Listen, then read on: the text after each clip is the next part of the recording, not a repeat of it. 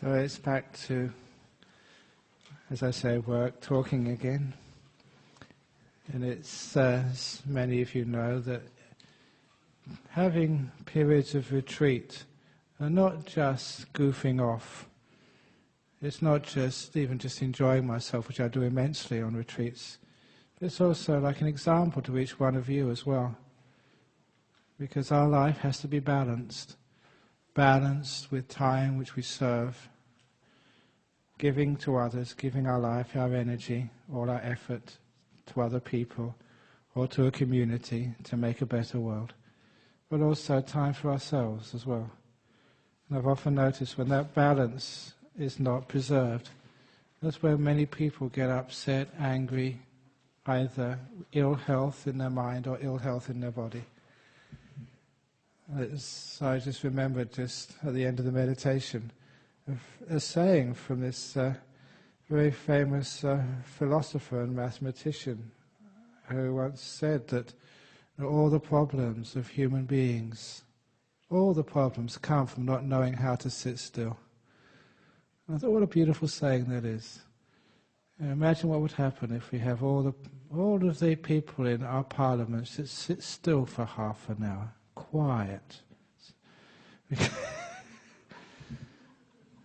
Because what happens then is people become peaceful, they become happy, they become very sensitive to the world around you. And when you become very sensitive to what's happening around you, wisdom arises, and all the reasons why people argue with each other or have conflict, that all sort of seems to be so silly and just people not understanding each other because they don't understand themselves.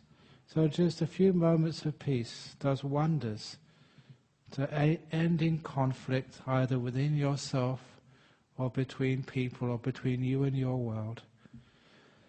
In other words, peace is the end of conflict. It's again the sense of harmony. But, as Buddhism often taught, you don't have to make a perfect world to have peace and harmony. In fact, if you try and make the world perfect, first of all, if you try and get everything just right, if I try and make my monastery just right and get people just right, you know what I mean by getting people just right? People to see what I see. In other words, to agree with me. People are really stupid when they don't agree with me. Same with you, isn't it? Have you ever found that out? The cause of stupidity in this world is people don't agree with you. But you don't have to have everybody agreeing with you. You don't have to have everybody walking in the same direction to have peace and harmony in this world.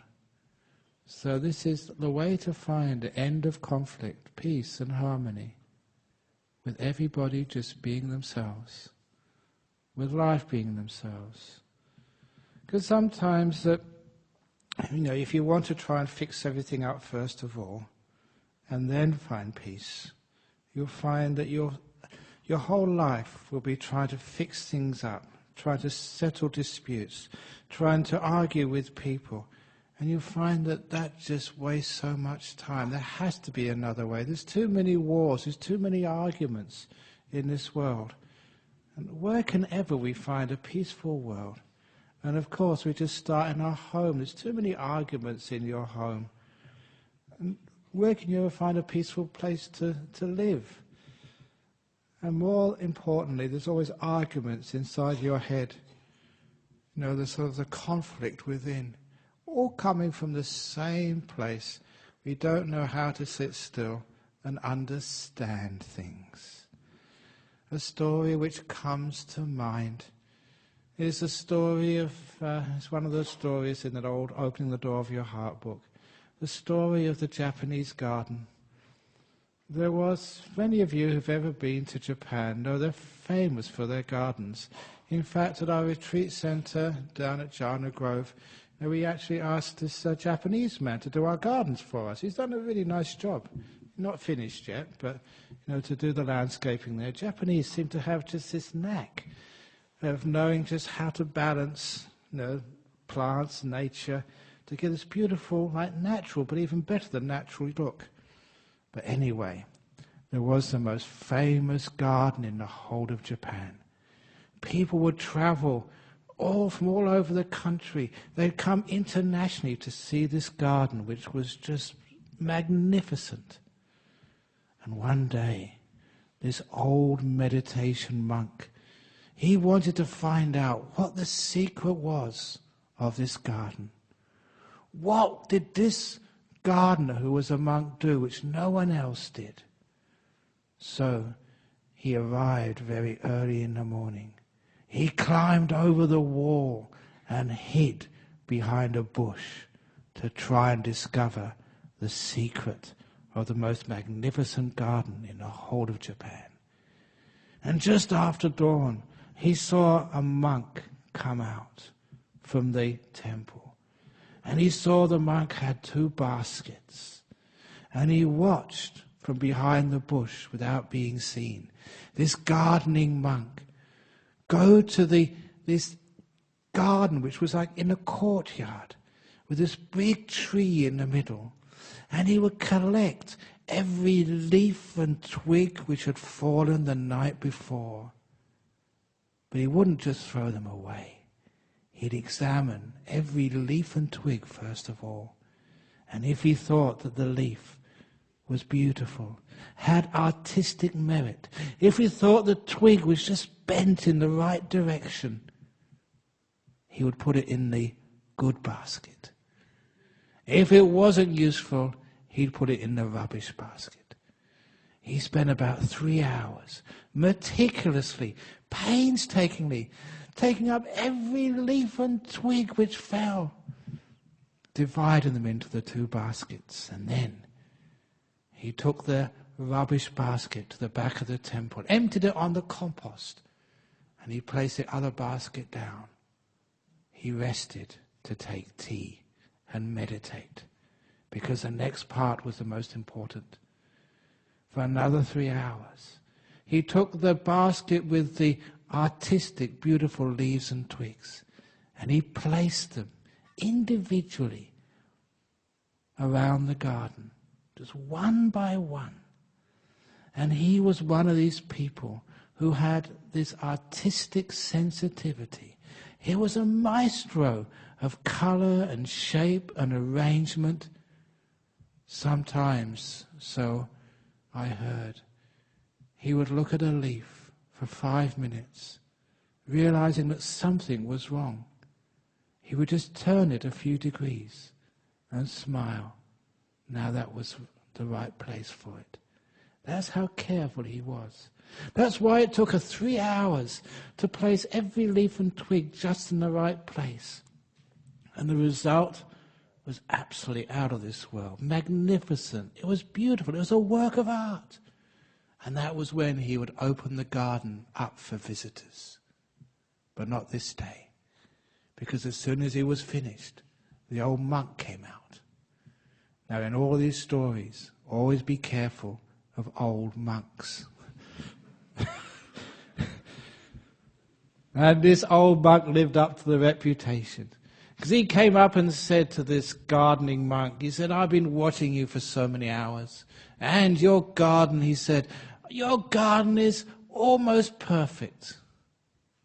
And at those words, almost perfect, that poor young gardening monk, his face went white, his jaw dropped, his lips started to quiver. What do you mean? Almost perfect. And he fell to the ground as a good Buddhist does. And he bowed to this old monk and begged him, please tell me how to make this garden more perfect. Do you really want to know? Said the old monk. Yes. It was a stupid thing to say yes to the old monk. Because the old monk strode into the middle of the garden, which had been painstakingly set, leaf by leaf, twig by twig, and he put his still strong arms around the tree in the middle and shook the hell out of it. Leaves and twigs fell all over the place. That poor gardening monk went white again. The whole garden was ruined. That's what the gardening monk thought. But the wise old monk looked at the mess, smiled and said, now that's perfect. I love that story. That's why I like repeating it today. Because that's what perfection truly is. When it's all over the place, like this temple here. Sometimes there's leaves all over the place, bits of grass coming up here, and sometimes the grass is coming out of the gutter. But it doesn't matter, it's a beautiful, perfect place. Just like you. Sometimes you have to spend a lot of money at the beauty parlour, trying to get this fixed up and that fixed up. Sometimes you've got to spend a lot of money on your house trying to fix it up. But isn't it wonderful to look at your house this evening as you go home? With all the leaves which need to be scraped up, with all the dishes which need to be washed, with all the rubbish there, and say, now that's perfect. Or to look at yourself in a mirror, getting old, grey, with crow's feet in your eyes, with all your breasts sagging, with all your tummy getting fatter and fatter every year, and look at you and say, that's perfect. Now you know how to end conflict. So you can look at your old dumpy wife. You can look at your thin and weedy, frail husband and say, I love you, darling, because you're just perfect. Otherwise you have conflict, don't you?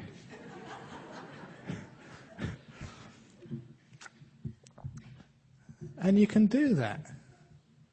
Because as a Buddhist monk, you realize, now that's the only place you can ever find perfection.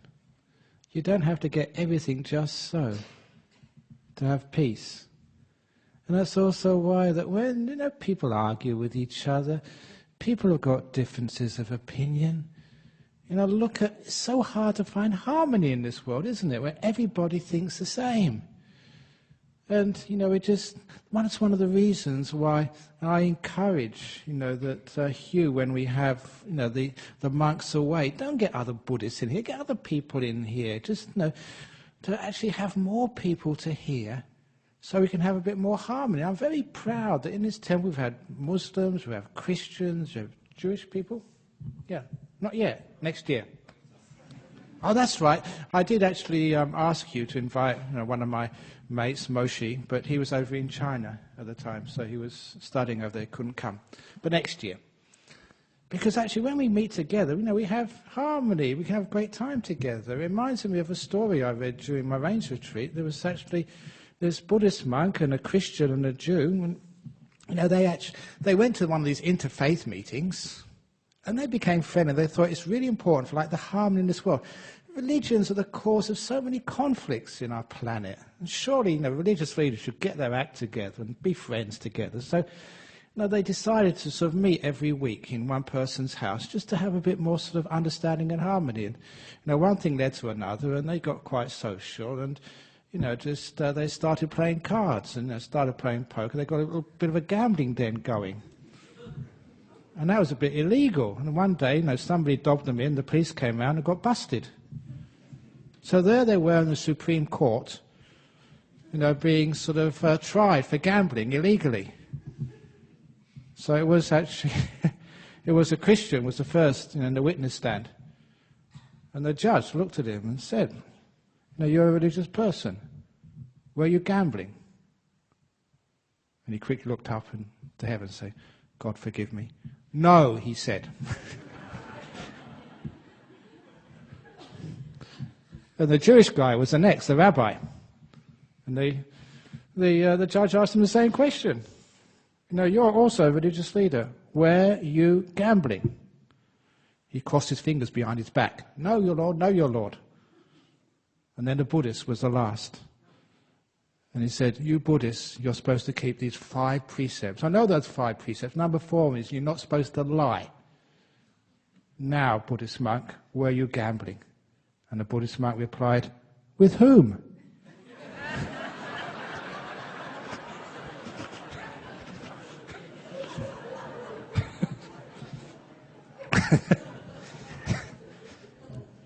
Buddhist monks are very smart. But when I read the story, it wasn't the Buddhist monk, I think it was the Jewish guy who got the right answer at the end. But anyhow, we have to meet with people we disagree with and allow that disagreement to occur. And to realize is the only way we can have peace and harmony is to have a wisdom. Yes, arguments happen, disagreements are there, but that's perfect to have disagreements. It's perfect to have arguments. Because if we think that we shouldn't have these arguments and disagreements, you'll find that there'll always be a lot of conflict there. And when I say it's okay to have disagreements, it's okay to have arguments, sometimes that we do that. I was contemplating this today because some of you may remember that this is an anniversary day today, the 22nd of October. 12 months ago, we did the first bhikkhuni ordination of bhikkhunis. And that caused a lot of conflict, especially for me. Not here, this was people very behind this, but some internationally. And sometimes you think, well, what was that all about? And as for me, because I was right involved in the middle of it, sometimes during this rains retreat, I was contemplating, trying to understand why anybody would be upset at that. Not to think that they were wrong, because when you think that they're imperfect and I'm perfect, there's no way you can ever end any conflict. You had to put yourself in somebody else's shoes, in their heart, in their mind, understand where they were coming from, why they were coming from this, why they were saying this, to really empathize with them, to respect your enemy. That's such a tough thing to do. But you have to make that leap if you're going to understand the nature of conflict and their solution. You've got to get your head inside that of a terrorist bomber. You've got to get your head inside one of those people in that, Lord's Resistance Army, who cut off people's hands and arms. You've got to get underneath them to understand them. It's one of the toughest things to do. But I remember many years ago, one of the early years I was a Buddhist monk, something which really inspired me was a poem by Venerable Thich Nhat Hanh. Now, he was a Vietnamese monk, and he was, in his early years before he became famous, he was really looking after the Vietnamese community who had escaped from Vietnam on boats, risking their lives. Many of them didn't make it. The boats were even worse than they are these days. Most people died at sea. Those people who survived were raped by Thai pirates. Their money, their collections disappeared. It was a terrible, terrible time. And if there's any Vietnamese people here, you understand what I mean. And this monk wrote this poem, which was both shocking. It just spanned me around, but gave me an insight into how such conflicts can be resolved. I can't remember the poem properly, but it was something like, I am the refugee in a boat tossed on the waves. I am the woman pregnant in that boat. I am the woman raped by the Thai pirate. I am the Thai pirate raping this woman. I am the Thai pirate stealing the money. I am all of those people. It was making that leap which I couldn't make before. Leap into the impossible. Leap into the repugnant. Leap beyond the boundaries you've set to get underneath and understand. Only then could there be any resolution. Unfortunately, in our Western world, we have this terrible concept of justice, which is revenge. The eye for an eye, a tooth for a tooth. Somebody who's done something like that needs to be punished for it. That's Western, it's not Buddhist. One thing which was really, again, shocked me, there was no concept of punishment in Buddhism. There was no revenge. I first found that out when as a monk, I had to understand the rules which monks live by. And you can break a rule. What happens if you break a rule as a monk? Are you whipped? Are you sort of put in a dungeon? Are you sort of stopped being fed? There was no punishment at all. You just had to acknowledge you made a mistake, bring it up to the surface. You were given forgiveness all the time, and just advise strategies so you don't do the same thing again. It was beautiful and highly effective. When in a conflict, you look for getting your own back, you look for punishment, you look for hurting somebody else, you're just making that conflict go on and on and on. When you try and punish those people, you find you're just having more conflict. As far as justice is concerned, as I mentioned before, sitting here, if you're a Christian, God will settle the matter. If you're a Muslim, Allah will sort it out. If you're a Buddhist, karma gets them. You don't have to worry about revenge. Karma will get them. You know that. And if you don't believe in any of that, if you're one of these secular people, atheists, if you've done something bad, you'll have to be under psychotherapy for years before you get your head together. And that's very expensive. In other words, that no one gets away with anything. There's always a natural justice which happens in spite of any courts or legal systems. You know that. I know that. What that understanding gives us is the freedom to forgive. The freedom to put aside the rod, as the Buddha said, and not to need to punish. Otherwise, conflicts never end if we think that our opponent has not been punished enough yet. So, put aside that punishment business. And instead, we realize that what we truly want is not justice. We don't want tit for tat. We want to make sure this never happens again. To put forth what we call these strategies in place to make sure that we don't have the rapes at sea, the piracy. We don't have the big conflicts in this world. We don't have people, suicide bombers, blowing people up or slamming big 707s into big high-rise buildings. We want to have a peaceful world. Now, straight away, what I've said is something which I've called reordering priorities. It's actually standing back and thinking and understanding what is really important. Being right is not that important. Justice, or rather revenge, is not that important. Once you look at the priorities, what is more important, what is more valuable, then conflict can be ended. Conflict usually continues when people have got the wrong priorities, mostly, my ego. You can't do this to me. I am right. You guys are wrong. Why do you even think like this? It says in the book, it says in this. Always trying to justify yourself. You are not so important.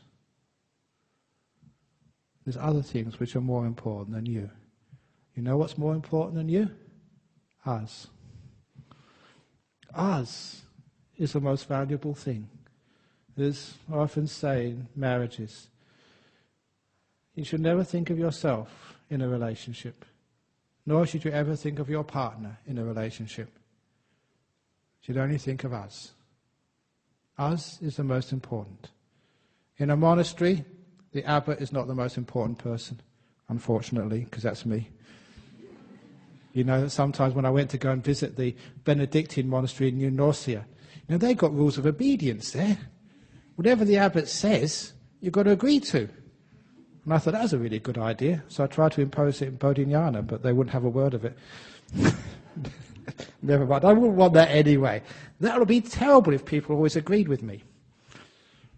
That would be like a cult. And so if ever you keep an agreement, if you don't argue with me, I'll get very upset. But not too much, please. So instead of having like obedience, which is all about me, we have like what we call like us is the most important. And you all know that in a relationship, it's not about me, it's not about him or her, it's always about us. In a family, that's why the family unit used to be so strong, because it was about us, a group. Human beings, it's all about us. The bigger that us, the more important it is. And that becomes my priority, the welfare and benefit, well-being of us, not me. So being right is not important. When it's all about us, who's right and who's wrong doesn't really count. What's important in us is our peace, our happiness, our prosperity. That means you can let go of so much when you get the right priorities. By letting go, I mean you can forgive so much. Sometimes people keep asking me, how on earth can you forgive people, what they've done? Naveru Thich Nhat Hanh, when he was talking about the rapist, he was saying, you can get underneath the skin of that person, where they're coming from, why they're doing that, hard though that may be, to understand that it's all about us, which includes those people. When you make that sort of jump, there's no barrier to the end of conflict. So, when we rearrange our priorities, us and the harmony and well-being of us are most important. We can tend to forgive. We can to do something which the Buddha, this was 25 centuries ago, when he laid down the Vinaya, this is the rules for the monks and the nuns, he did say that there was something which, this is actually the word of the Buddha, I mean, he called it covering over with grass, tina watara koti. Don't keep on bringing it up again and again and again. Let it lie. Let it be covered over with grass.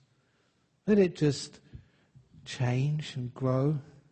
Because we keep holding on to those differences of the past. Who was right and who was wrong. It's just like, as they say, a cancer which eats you up from within. You get no peace, you get no happiness. And you can't contribute to the peace and happiness of the world. When there's conflict inside of you, when there's unfinished business, you can never be free. So the end of that conflict comes through that forgiveness, through that letting go, which comes from reordering your priorities by realizing what's truly important in this world. And unfortunately that many people just still haven't got those priorities right. We always think that my religion is the only religion. My footy team is the only footy team which matters. My country is the only country which matters. There's always this my. Sometimes even on, when we do have footy teams, when we do have, what do you have recently, Commonwealth Games, when you do have these sporting matches, sometimes I always think the best result is a draw. When no one wins. Because when no one wins, no one loses. So when we sort of give up that sort of competition, when we give up that just wanting to be the best, when we give up that wanting to be the winner, I think then we can have a bit of peace in this world. It might be a boring world. That's why, one of the reasons why, I used to play sport, but, even playing soccer, I didn't have any competitive streak in me. So, you play for fun, but, that was all. And if, the last game of soccer I played, this was at a university in Cambridge, the last game of soccer I played was when 11 of our team turned up and only 9 of their team turned up. So it was a very one-sided game. I think we were up about 6 or 7-0 at half-time.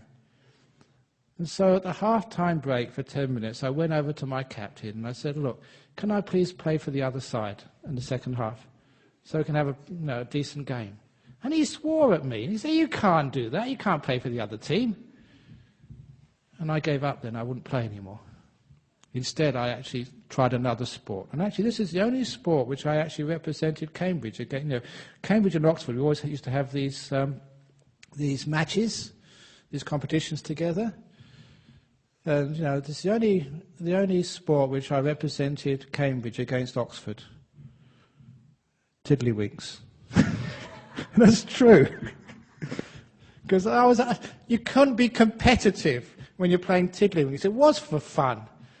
How can you be... No, it was just a kids' game. We did, most of the time it was just get the game over as soon as possible so we can, go to the bar. Those were the days before I became a monk, before I had 5 precepts. But at least you could not be competitive playing tiddlywinks. So that's the one which I supported. Started being a Buddhist, I suppose. But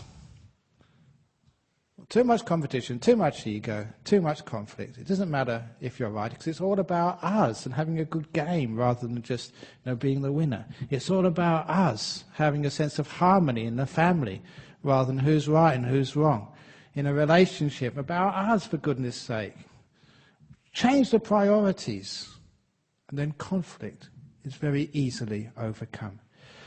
And obviously that sometimes we just do carry around the pain of the past far too much. I don't know why we keep remembering all the stuff of the past which went wrong, the pain of the past.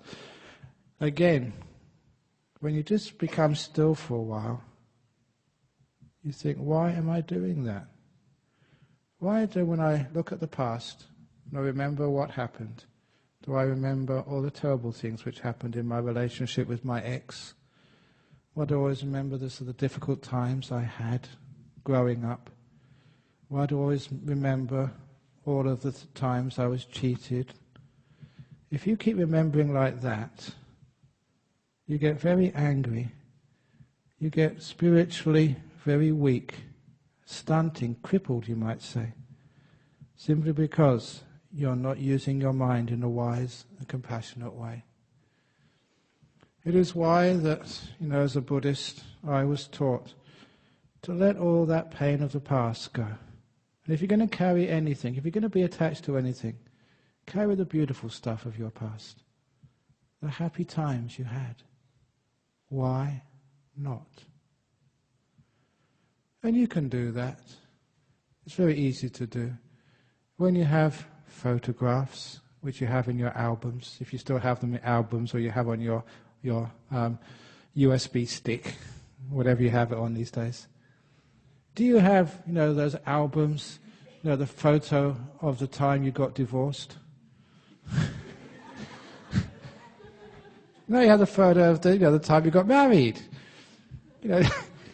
Do you have the photograph of the time you got kicked out of university for failing? No, you have the time you got given your degree. So these are the photographs we have. Why do we have those photographs? Because they bring about happy memories. So in the same criteria which you use to fill your photograph albums at home, use the same selection process to keep your memory in your head. Just keep the happy photographs of your life. Why not? So that's what I've done in my life. Sometimes actually, this is actually true, I'm letting you into another secret. Sometimes people send me these letters of complaint. Ajahn Brahmavamso, you told a terrible joke again, and again, and again, and again. Ajahn Brahmavamso, you used the shit word. Ajahn Brahmavamso, you did this. And sometimes they write me these letters. Those letters, actually, I burn them straight away. But when they write these letters, Ajahn Brahmavamso, you're such a great monk. Oh, you really helped me, you saved my life. I keep those. I've got this whole cupboard and everything on my family. Why not? Makes sense to me. So what you're doing actually there, and what happens when you do things like that? What happens when you do things like that? It means you're encouraging more goodness, because you want more fan mail, good letters, you actually have to work harder to get the fan mail. Give more good talks, be more kind, save more lives, do more. Actually, it makes you a much more positive person, a more successful person in your chosen field. You actually do more. Which is why that even today, I came here early, there was another funeral service. Now, each one of you were very good. At the beginning of this rains retreat period, I asked each one of you here, please don't die. Few people broke the rule, but it's only a few, didn't matter. But there's another funeral today. And again, that funeral service, that story I say about the concert, it's a wonderful way of understanding how to solve the conflict between life and death. The story of the concert. It's a great story, and I tell it every funeral, and I actually get moved by it when I say it. Because my father died when I was 16, and I loved him very much. You know the opening the door of your heart story came from him. And when he died, I never cried since, never felt like crying. It was very hard for me to understand what I felt. But as a monk, you had the time to contemplate. It was one of those things I remembered as a monk. I had the time to try and understand what I felt and why. And I soon figured it out. And the way we explain things is actually using similes. And similes are stories. That's why I like telling stories, because stories are just much closer descriptions to real life than anything else. So it was a story of the concert. A young man growing up in London, I loved music and used to go to all these concerts. And I always remember the end of the concert, standing up, clapping, shouting for more. And the band, the orchestra, they would play a little bit longer for you, 5 or 10 minutes, just like my dad did. He kept going a few days longer for us, for his family. But then at the end of the encore came the time when the orchestra, the band, had to pack up the instruments and go home. The time when my dad had to die and leave us.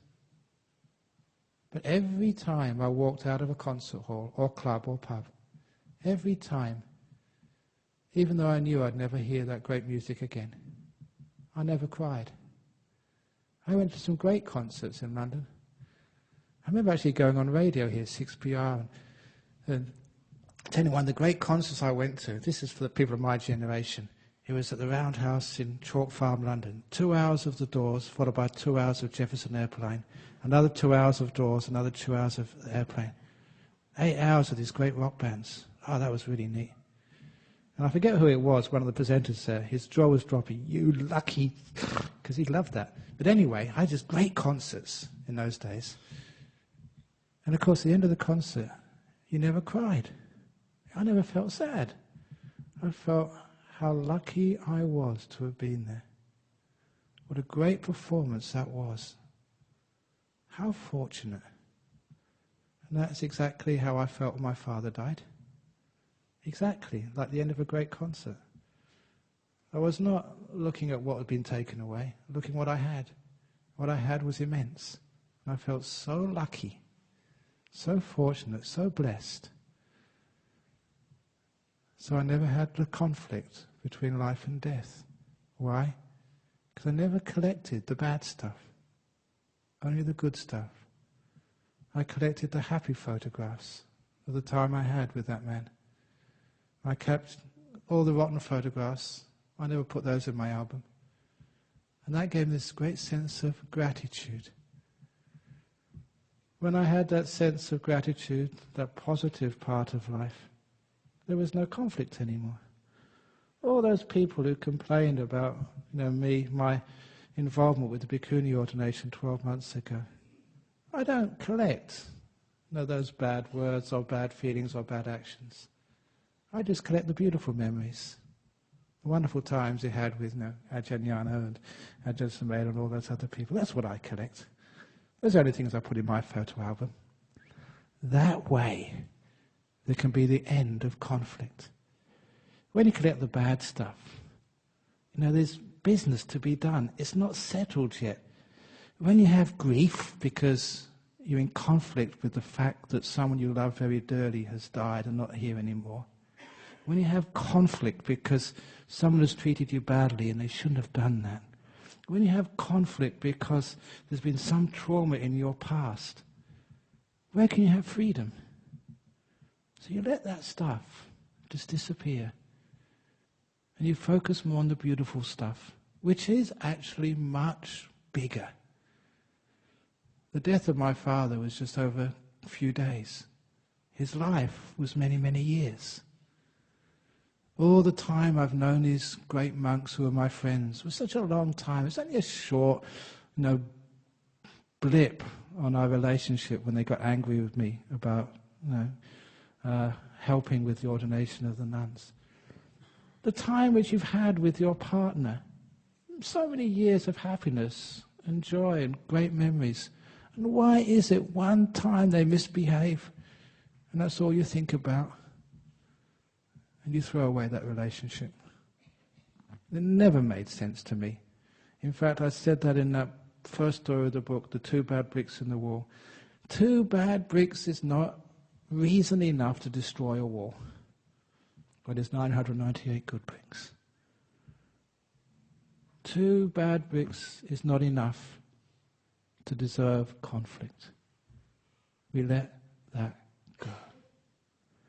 When you let that go, it's amazing what happens. It means that you can actually understand the rapist. You can love the suicide bomber. Now that's such a big jump for many people, but you can do that. Which is a beautiful thing to do, because in that great jump from conflict, from the good, the bad, and this black and white, this evil and this holy stuff, when you can make that jump, then there can be the end of the problem. Because you'll find in your life when you don't make that jump, those 2 extremes will still exist, of us and them, of me and my enemies. But when you make that jump, there are no more rapes. There are no more suicide bombers. Because they can only exist when there's me and them. When there's us, there can be no more conflict, no more harm. How can I ever harm us? Because I'm part of it. When we separate ourselves from others, when we say, I'm a Buddhist, Frank Sheehan is a Christian, Moshe Bernstein is a Jew, when we separate ourselves like that, then we can have conflict. When we see what we have in common, then there's only us. There's this great sense of friendship and peace. This is what I have had to do in my life as a monk. Try and not preserve sort of that which separates me from others. To acknowledge that, but actually to try and jump that barrier. It's the same when I'm a man and half of you are girls. To try and jump that barrier so that you can feel what it's like to be a girl. So you can actually see what we have in common. So you can actually get beyond those barriers which separate people, which divide people, which continue the conflict there. Set the priorities, it's all about us. And develop the wisdom to see that which we have in common enough to see that far outweighs that which separates us. The good bricks, what we have in common, far outweighs the 2 bad bricks which separate us. Seeing that means there is a possibility for peace and harmony. But you don't stop that conflict by trying to convince the other person they're right. Or not, that's wrong, isn't it? Or that you're right and they're wrong. I always get confused. Who is right and who's wrong? You know what my teacher used to say, Ajahn Chah? Whenever there was an argument, he'd look at the 2 people and said, you're right, but you're not correct. You're correct, but you're not right. I always like that one, You're right, but not correct. Or you're correct, but not right. So it's halfway between being right and wrong, because no one's right, no one's wrong. They're always halfway in between somewhere, the middle way. So wouldn't it be wonderful if that happened in Parliament? Mr. Abbott said, no, Mrs. Gillard, you're right but not correct. But you're correct but not right, Mr. Abbott. Because none of them are right, none of them are wrong. They're all just good people trying to do their best. So, there we can actually end some of this conflict. And conflict, it just really sucks, doesn't it? These are people you love and you like, and we want to live in harmony and peace together. We've got to live in harmony and peace in this world. If we don't get on together, what's this world going to be? Now, one of the other great stories from Open the Door of Your Heart was, Lina's over here, you remember Janice, years and years and years ago when I first came here, 26 years ago now I think this happened. Janice was from Canada, came with her husband. He was working up in the mines somewhere, or some engineer on a contract. When it finished, they had to go back home to Canada. The young couple, and they were very smart, very wise. Instead of doing what most people would do, get an air ticket, they decided, no, let's sell the little house we have and use the money to buy a boat. So they got a yacht. Idea, let's sail to Vancouver in Canada. When we get there, sell the yacht. We got our deposit for the next house. A brilliant idea. And you have an adventure of a lifetime. Imagine that, my sailing from Perth, over to the north of Australia, and then through the South Seas, over to maybe up the Atlantic coast, eventually up to Vancouver. Like a journey of a lifetime. And on the cheap too, because you buy the boat, you sell it when you get to the other end. Brilliant idea. And of course, they wrote to us when they arrived safely back in Vancouver. But what Janice said in the story, in her letter, a brilliant thing happened in the middle of the ocean. Their engine stalled. No, actually, I should have said that Janice and her husband, they teamed up with another couple, 2 married couples, to help on the journey. So in the middle of the ocean, so the engine stalled. They were becalmed. They couldn't go anywhere. Now, this was 26 years ago. In the middle of the Pacific Ocean, you can't call up the RAC. You're stuck. You have to fix it up for yourself. No satellite phones. So you're in big trouble. But, they had a good toolkit and they knew what they were doing. And so the 2 guys went into the engine room to sort out the problem with the engine. The 2 girls apparently were on deck reading magazines. Sexist, but that was 26 years ago. So, 2 guys in the engine room. Now, any of you guys who've ever tried to fix up an engine, you know that sometimes, as I said in the book, it just does not want to be fixed up. And they were getting more and more frustrated. Maybe you haven't tried to fix up an engine of a boat, but maybe you try to fix up your computer. And you start swearing. That's what these guys did. They started swearing. Because they were getting frustrated.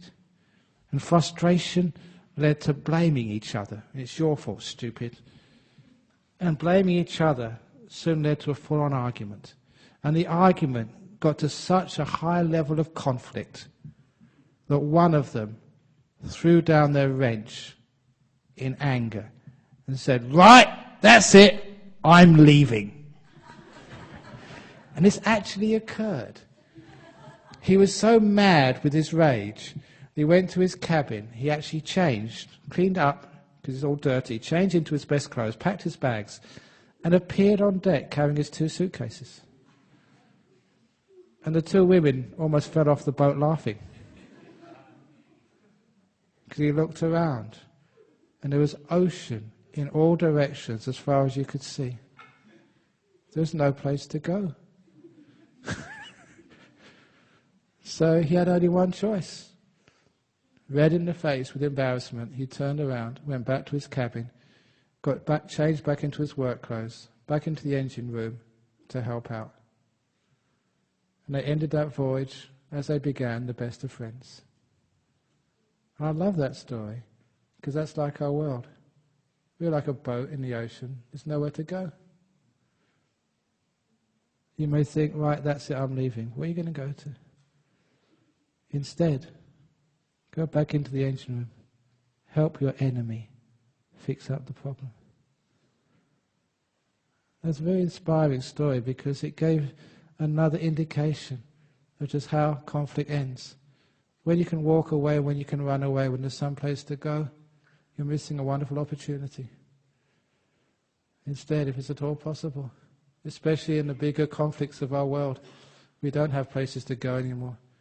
We have to fix up the conflicts. And we only can do that by working on them together. The priority is not who's right, it's fixing up the engine and completing our voyage. If we don't, we will all sink. Or we change the priorities, where harmony and peace becomes paramount, much more important than being right. We realize that blame doesn't really help at all. When we realize it's all about us, that's a priority. And us, the big us, not my religion, not my race, not my country, but us. And not just even human beings, but the animal world, the environment, us, the big us. When we realize that, there's no conflict which we can't end. There is a possibility. If you're at peace, you can see that.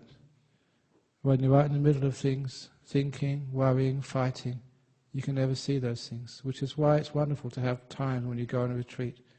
Time when you just stand back. Because when you stand back from life, when you're just by yourself in the stillness of your own mind, there you can actually see the biggest problems in the world can be solved. Just reordering your priorities, seeing the bigger picture, and realizing it's not about egos, not about me, my gender, my religion, or my race. It's all about us. Get those priorities right, we can have a very peaceful and happy world. Don't give up hope. There is a way, there is a path. Thank you for listening. Okay, does anyone disagree with that? Let's have some conflict. Any questions about the talk this evening? Yes, thank you.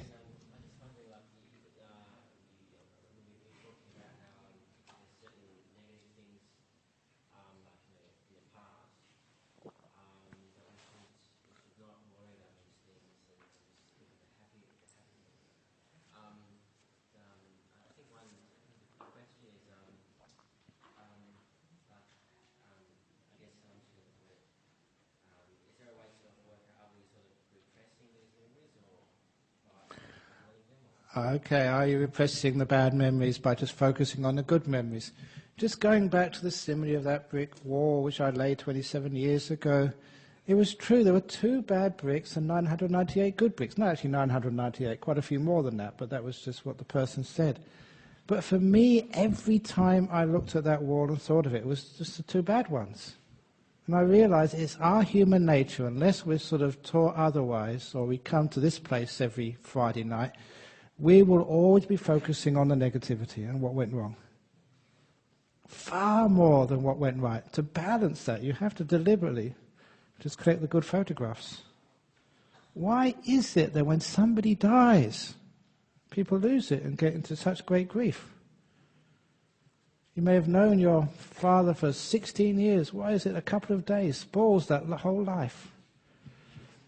So the truth of the matter is, I've noticed that most of the time of your life, of the relationship, you're having a wonderful time.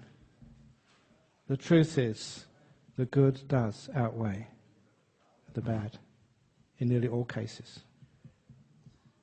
Which is why I say, just remember that, and conflict can be ended.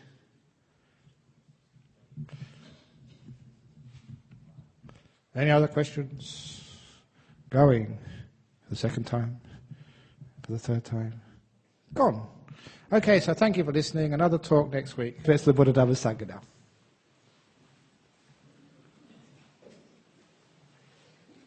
Arahang Samma Sambuddho Bhagava Buddhang Bhagavantang Abhivademi Suvakato Bhagavata Dhammo Dhammang namasami. Supatipano bhagavato sāvaka sangho sanghang namami.